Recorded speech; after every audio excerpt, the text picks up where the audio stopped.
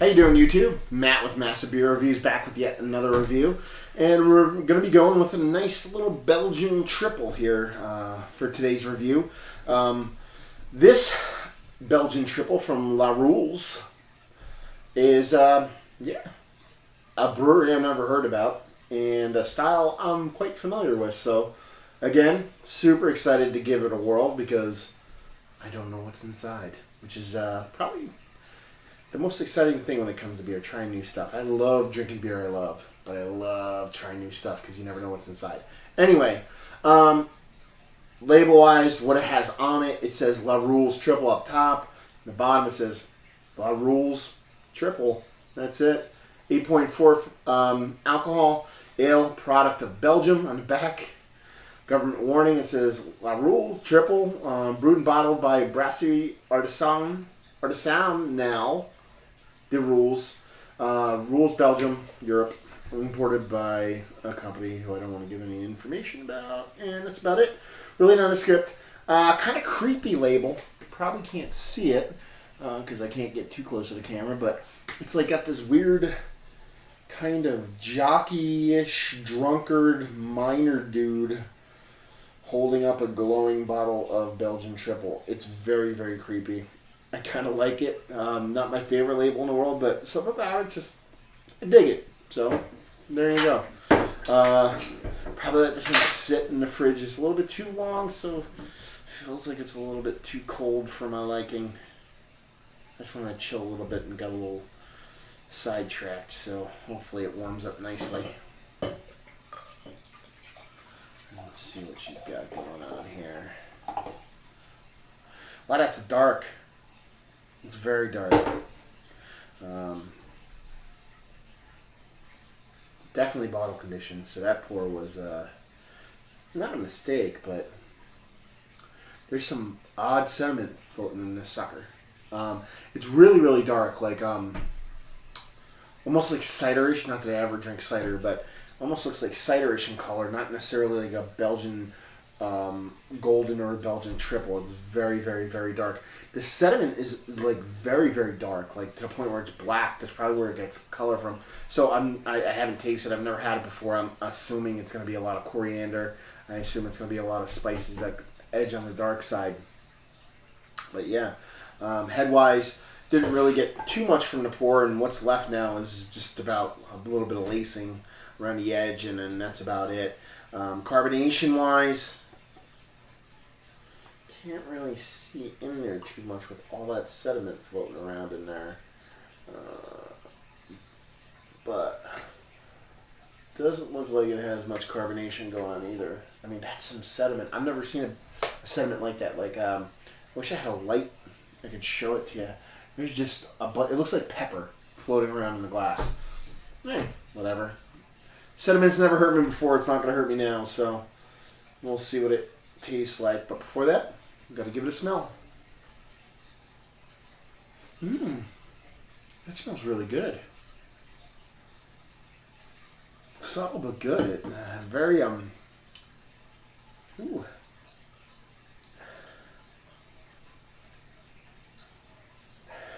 Almost melony, not even citrusy.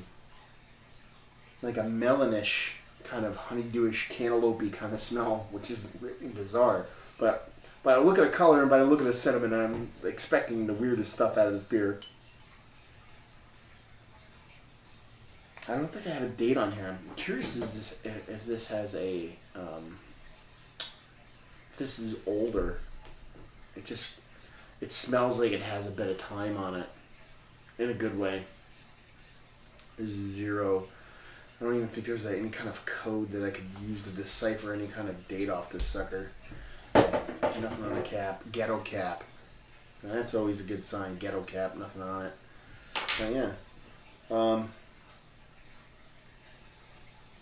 I mean, you have a little bit of malts, that yeasty breadiness you typically get with your golden ales, your triple ales, but has this fruitiness to it that is a little bit foreign to me as far as like golden ales. It's not like you expect your citruses, stuff like that, your orange and stuff, but this one's kind of a little bit of a conundrum wrapped in an enigma. So I'm going to stop smelling it because it's confusing me. And I'm just going to drink it and see what it's got.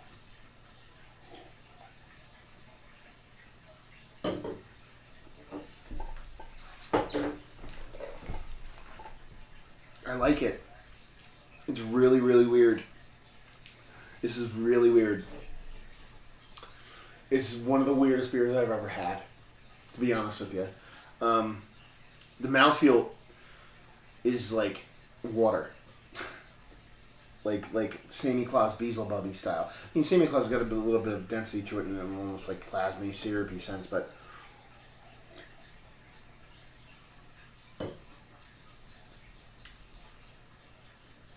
it's really weird. Definitely coriander in there.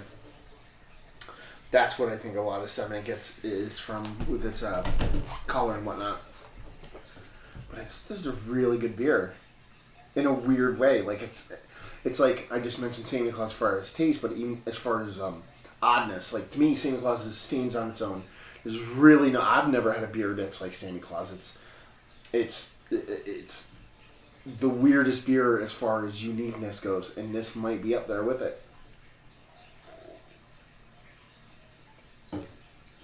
It almost tastes like it's Belgian Gold Style Ale with the super zero carbonation that might have been aged a bit, that had a tiniest bit of carbonation oxidation going on to the point where it kind of like lost some stuff, but not in a bad way to where it made a turn. It's like an infinitely bizarre beer that I don't even really know how to feel about. Like I like it. I'm drinking it. It tastes really good, so I'm enjoying it. But I just don't even know how to place it because I wouldn't even put it in like a triple. I guess I'd throw it in a triple. If I was going to throw it anywhere, I guess I'd throw it in a triple category. But it's really odd. I'm going to have to get another one of these. Hopefully from a different place if I can find it. Just give it a whirl to see if this is just a one-off difference. This is how the beer is. Because if this is how the beer is, it's actually super, super cool. It's not a flavor explosion. Slightly dry. But it's got some sweetness to it.